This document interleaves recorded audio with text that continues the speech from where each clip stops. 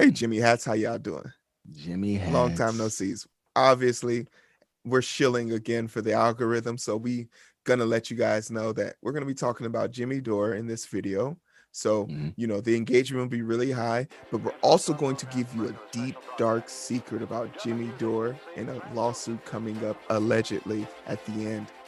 So Mm-mm. now you're going to be Mm-mm. posed to go find out what super detective stuff we found out. Oh boy. Mm. Yeah. Intriguing, right? Let's get Dun into dun it. dun.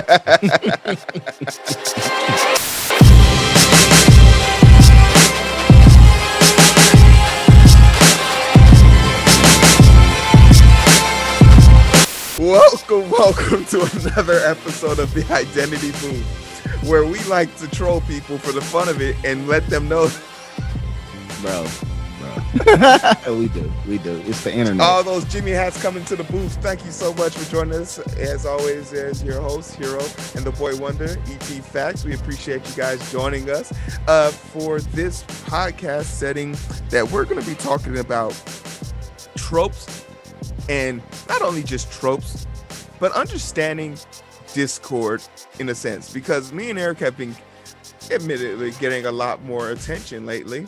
And Mm-hmm. because we can look upon people we aspire to be as far as status in the YouTube algorithm, in the YouTube world, doesn't mean that we are blind to the fact of the tropes that they Yeah. use. And it bothers me when people don't understand tropes, because it's something that happens in like movies and animes, like Mm. Chekhov's gun. If you see a gun in the beginning of the movie, you know that gun better be used. If it's like the Yeah. focal point of a shot, you know that goddamn gun better come into play later on. Yeah. Or like, the whole trope of you see two people carrying a long glass and a guy's running. You better goddamn run through there. But expectation subversion is nuance. And the way that's explained is, instead of the gun being used, you get it and realize it's a prop. Chekhov's gun was still basically checked because he used the gun, but the expectation wasn't there. Yeah. The two guys holding the glass, a 9-foot glass, and the guy's running. Unfortunately for them, they're mimes, so they're not holding anything. It's there to give you nuance on the situation. So we want to talk about that a little bit, but we're gonna use Jimmy Dore as a reference because that's an algorithm booster, and the Jimmy hats are getting all happy right now. So Eric, Mm. what aspect of this are we talking about today as it relates to Jimmy Dore? So I saw Jimmy. And for those of y'all, let me just give y'all background. We are subscribed to Jimmy Dore. We do like Jimmy Dore. We do like his content. The problem is the people who come over here who comment against us always complain, well, you're using Jimmy for the algorithm, the same way Jimmy's using politicians for the algorithm. It's the same thing. So get over yourself, number one. Number B, we also have the ability to say Jimmy says this, and while we agree with most of what Jimmy says because we believe Jimmy is a progressive, doesn't mean that we have to agree with everything that he says. And we don't agree with everything that he says, and it's okay to call out something that we don't agree with, just like you guys are going to call us out in the comment section. Can We're I here for it. can I just say something? We Yeah. literally agreed with Jimmy in the last one about him and Bill Gates, And and people that's still ran us down. and sometimes they run us for weird stuff. Sometimes they run us because they're bored.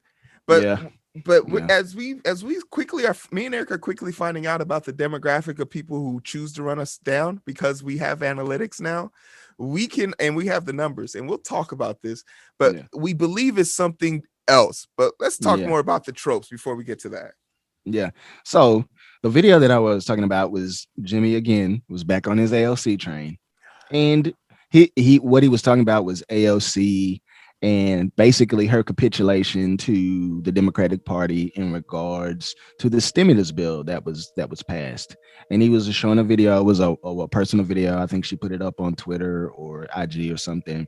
And it was her talking about what actually went down behind the scenes with the stimulus bill. She flat out she flat out said, if you say $2,000, people are expecting $2,000. Now, also, we know we only got 1,400. Well, I didn't get no stimmy. I make too much money to get a stimmy.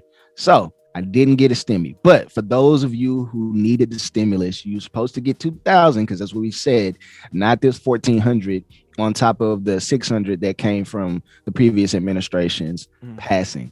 So yeah. this is the problem. He's talking about the way she emotes. Like at this point, you're just being persnickety for no reason. Like, who cares what hand gesture she makes, how animated she is? She makes a lot of gestures with her face, with their hands.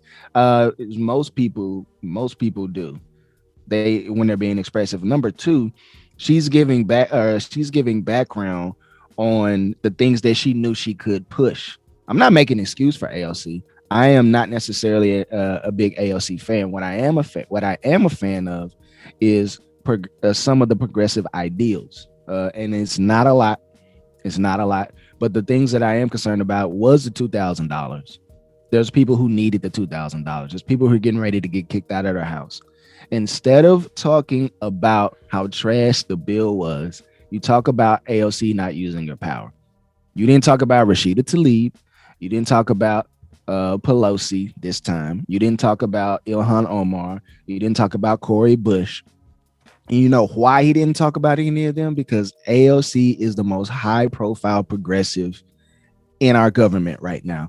So it is advantageous financially and algorithmically speaking for him to talk about her. Number two, she put up a video. Number three, she's talking about stuff that was going on behind the scene. Hey, we knew we couldn't force the 2,000.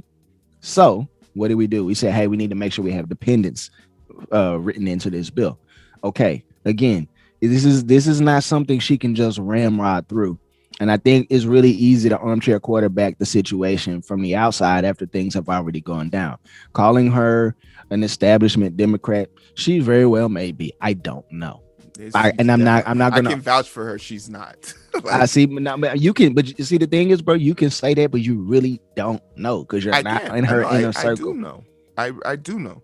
Okay, but here's the deal though. Jimmy once believed that she wasn't either, and now he's completely bought into the fact that she is. The same way he didn't think Andrew Yang or Tulsi or Bernie or let's just all the times that he's whiffed on being a good judge of character, which again people forgive him for because he comes out and wags his finger.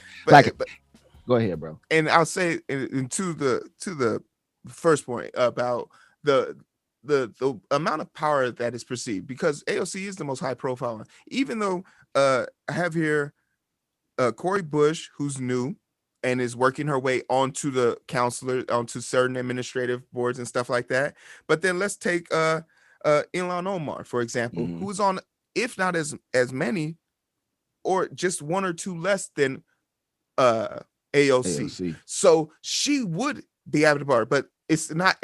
But that, if you could imagine someone pointing, a white man, let's just use this, and it's about context in my eyes in this one, a white man pushing down on someone who was saved from a third world country in a warring state, who has English as a second language, and she's trying to do these things for progressive, and this guy is speaking on it, and she's from a different religion and culture.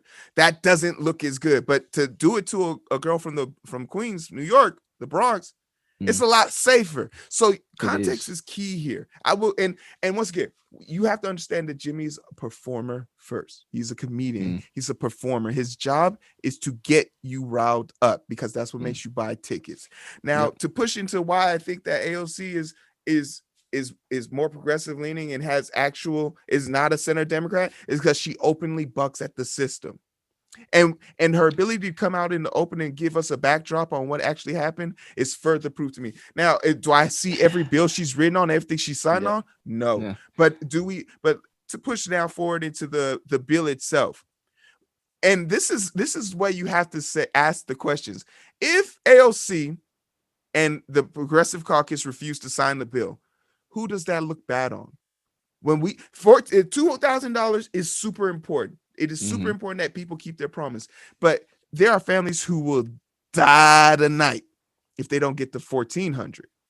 Do you spare them a long death or a short one? Like, where's your action going to? Because if, let's say, the Progressive Caucus said no, Eric, we know that bill wouldn't have passed. And today, people wouldn't have money to then stay in their homes today. People would not have lights and electricity right now. People would be evicted from their apartments right now. So the greater evil in this situation is to passively accept these bills, because the Democrats knew they weren't going to get any help from the Republicans. So there was only Democrats that could have stalled this out. And after being into a pandemic for a year now and only getting, well, up until the point, 2 checks, we can't be that great as an American country. $3,200 we've paid out to, I would say 60-70% of Americans have received $3,200. What's the average cost of living in this country? And I'm going to tell you this way, it's greater than $15 an hour at 40 hours a week. I'm going to tell you that right now. So if you think that $3,200 total in 1 year is sufficient, you gotta be crazy. You gotta be absolutely crazy. Like, this makes 0 sense to me. And as upset as I'd like to be about only getting $1,400, I am one of those stubborn people who would have probably pushed quite a bit harder for the 2,000. But again, in order for you to push in politics, you gotta have power and you gotta have resources. And if you don't have those two, then it's impossible. I said, why is somebody like Donald Trump able to successfully run for president of the United States? Because he's got power and he's got the resources to do it. AOC may or may not be a millionaire. I don't know where I don't know what her net worth is, but she doesn't have enough political capital, nor does she have enough actual financial capital to be able to ramrod things like a Chuck Schumer or a Nancy Pelosi. They've been in the game over 40 years and have gotten to reach around from so many corporations and lobbyist groups that they have enough power, influence, and resources to be able to subdue a progressive agenda. And until instead of punching up, but instead of creating division and dissension amongst the progressive ranks, what you should be doing is saying, hey, she's doing what she has to do right now until she gets those things. Telling her to use up all her political capital on a Hail Mary is stupid. Heero, you play football. You can give us an easy football analogy to say, when you were playing defensive tackle, you had 4 quarters. Do you gas out? Do you go all out in the first quarter, or do you condition yourself so that you can be able to repeat the same moves with 2 minutes left in the fourth quarter? Like, I was 100%. Like, there's no, like, that's an perfect example. Like, you have to know when to throw the haymaker. If you're throwing them all damn match, not only is your opponent going to learn your rhythm, you're going to be gassed out, because it takes true energy to run offense. And we'll take it to this point, and something that is like, that's been eerily eating at me. There were 8 Democrats who voted against the $15 minimum wage, or was going to create a huff-up, so they didn't even vote on it. And ironically, Jimmy hasn't made nearly as many videos about those as he has. He's targeted out one, which I believe was the lesbian trendsetter one, who kind of did the whole no. But you could have gone into depth and looked at some of their finances and saw that one of them was interested in getting a $10 minimum wage just in 2010. You could have looked into their financials and saw that one of them was willing to spend half the amount of money it would have cost to get the federal part into the minimum wage, but had no problem signing another tax deduction back during the Trump administration, and so on and so forth. Like, it's a blessing that we have, I think, Joe Manchin for West Virginia. And it's mind-boggling that that's a blue governor. But we have to be innately aware that just because he's doing us a solid doesn't mean that we can't attack him on these presidential points. Like, I would love to see Jimmy take that same energy to Joe Manchin, but you want to know why he can't? Want to know why it's almost impossible? Because it's not entertaining, and that's what we got to get you guys. And Joe Manchin's name is not getting the algorithm hits. Listen, you guys need to go check out. YouTube is the second largest internet search browser in the entire internet. And what you don't understand is, when you type in something, if you don't have a YouTube analytics application downloaded on your computer or integrated into your web browser, you're doing yourself a disservice, because once you start typing in things and seeing how many hits and search results, and then you go to some of your favorite YouTubers and you type in the things, you'll see why they pick the things that they pick to talk about. They do it for the algorithm. So And quick. we're a perfect example right now. We We're talking are. about Jimmy, but this video is actually about AOC. This is this we have to We we are have literally to. giving you an example. Yes. And what you don't understand is he has an obligation. You got to think, Heero, how much money do you get paid? How many views do you need to get to for YouTube to pay you $1,000? You need to get up to like 100,000 views easily. Go look on his page. Go download vidIQ, the free version, and go see how many clicks a day he gets. One day we hope to get that many clicks. Like, we're not gonna sit out here and lie to you, and like, we're not coming after that. We just want you to understand that you have to be able to put things in their proper context. Yes, you can agree with him, but you also need to be able to disagree when you know something's wrong. And if you know there's a greater issue that's not being talked about, you got to know, because it's not financially advantageous for him to do so, or any other YouTuber. You just got to understand that. So you got to be able to go and do your research and Google and really look into the situation yourself and be objective and be fair and balanced about it. Again, like I said in the beginning, we love Jimmy.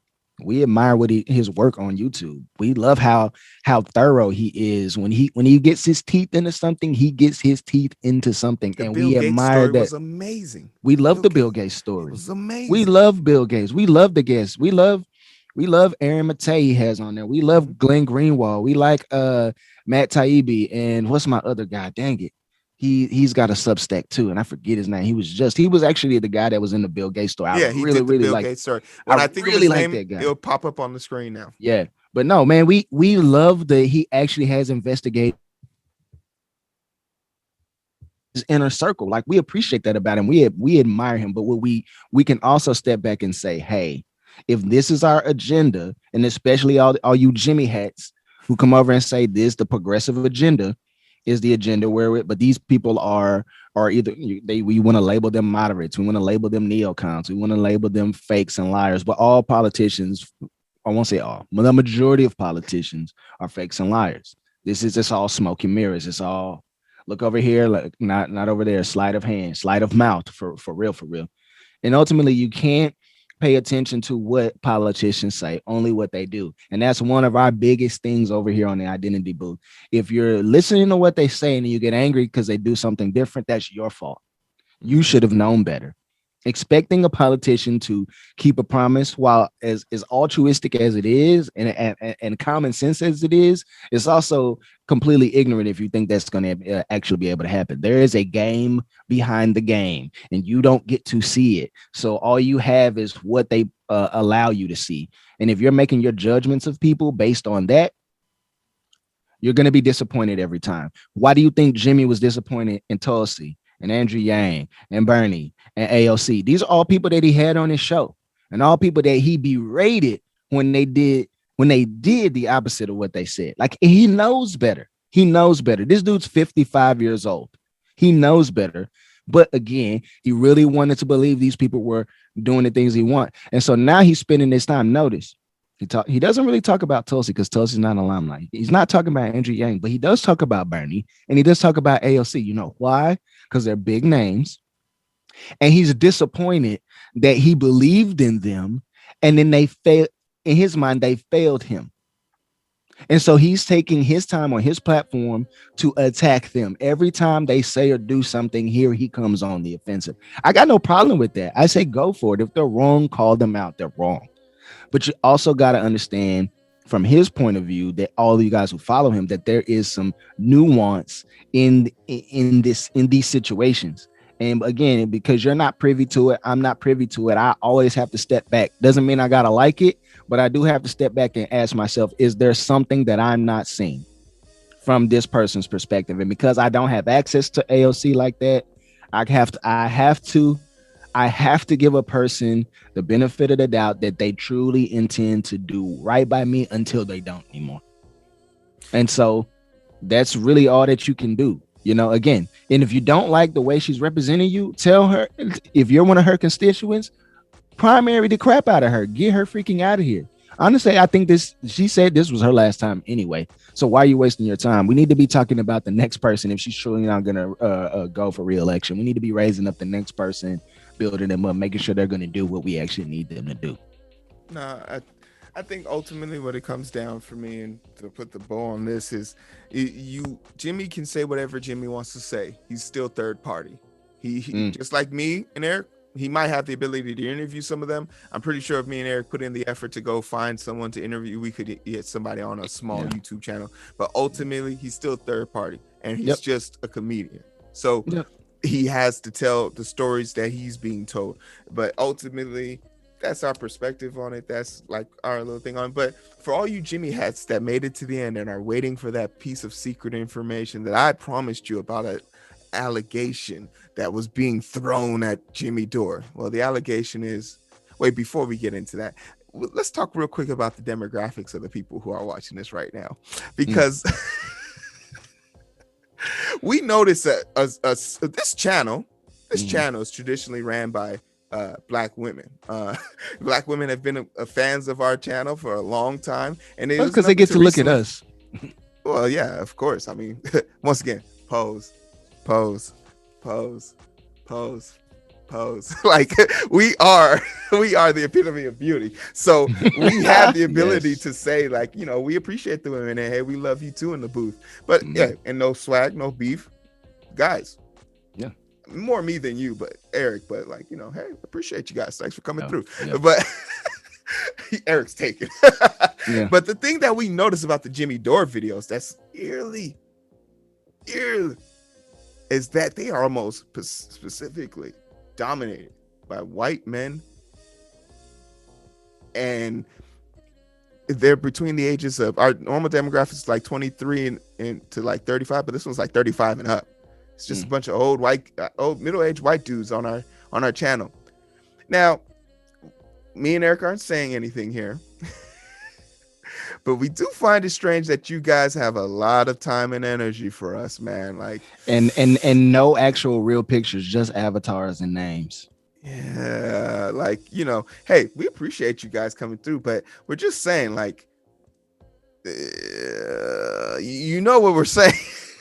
You know what we're saying, right? It seems very odd that you take it personal that we're attacking him. Again, that's why we had to make yet another video to clarify our position.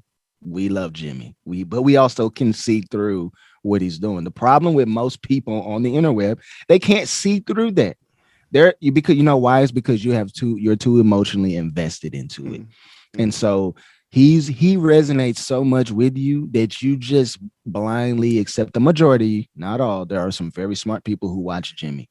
I said, but you blindly accept everything he says as the gospel, because he says it with so much vigor and fervor as you would wish you could articulate the point. And that's the real thing. And we can see through you. You are translucent as a mug, and we can see through you, bro. We can see through y'all. So you got to understand, if you come over here and make a comment, we're going to thumb it down and we're going to heart it and we're going to pin it.